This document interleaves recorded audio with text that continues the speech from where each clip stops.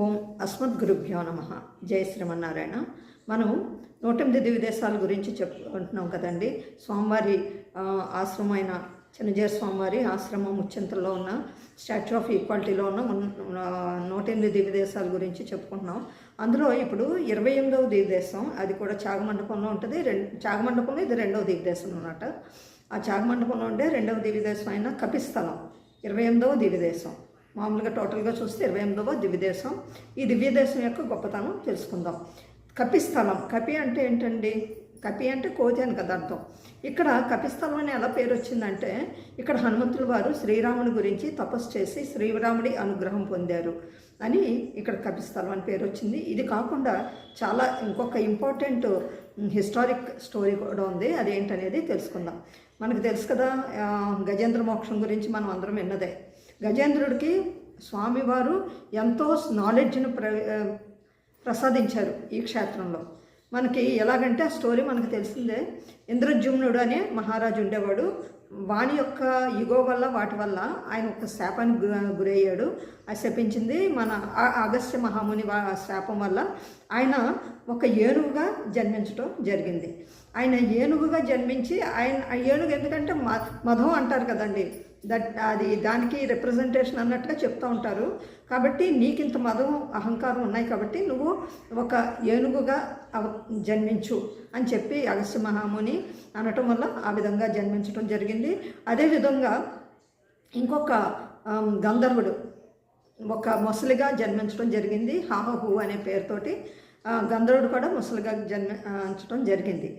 అప్పుడు ఒకసారి ఏమైందంటే, గజేంద్రుడు నీటిలోకి దిగాడు స్నానం చేద్దామని. భార్యలతో, తన మిగతా భార్యలతో సహా దిగటం జరిగినప్పుడు అప్పుడు ఆ మొసలి ఆయన కాళ్ళను పట్టుకుంటుంది అనమాట. పట్టుకుని లాగేస్తూ ఉంటుంది.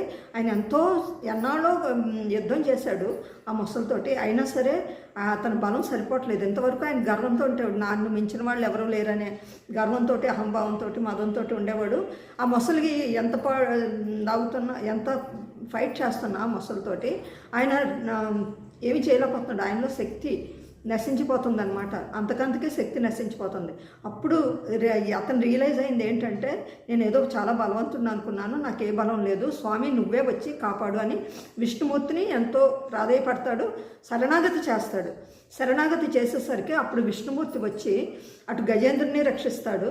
ఈ మొసలికి కూడా దానికి ఉన్న శాప విమోచనం చేస్తాడు. మళ్ళీ గంధర్వగా వెళ్ళిపోతుంది పైలోకాలకి.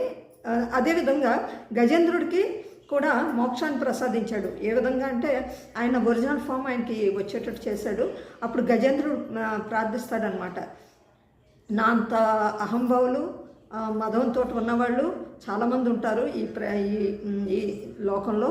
అటువంటి వారిని నువ్వు నాకు కరుణించి ఇక్కడ ఆదిశేషుడు పవళిస్తున్నట్టుగా నాకు ఎలా అయితే దర్శనిచ్చావో అందరికీ అలా దర్శనిచ్చి, ఎవరైతే ఇక్కడికి వచ్చి నిన్ను ప్రార్థన చేస్తారో వాళ్ళకి మంచి నాలెడ్జ్ ఇయ్యి. నాకు నాలెడ్జ్ లేకపోవటం వల్లే కదా, నాకు సరైన దేని గురించి అవగాహన లేక నన్ను నేను గొప్పగా చేసుకుని చేయటం వల్ల అహంభావంతో ఇలా చేయను.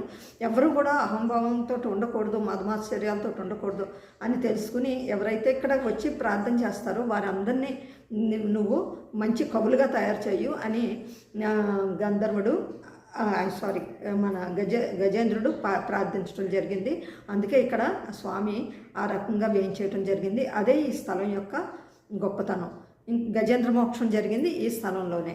అది ఈ స్థలం యొక్క గొప్పతనం. ఇంకొకటి ఏంటంటే, తిరుమంగ్యాల వారు కీర్తించారు స్వామిని ఇక్కడ ఈ స్థలంలో అని. ఎవరైతే ఈ స్వామిని ఇదే అక్షారూపంలో వచ్చి సేవించుకుంటారో వారు మంచి కవులు అవుతారని కూడా ఈ స్థలం యొక్క పురాణం చెప్తుంది. జయ శ్రీమన్నారాయణ.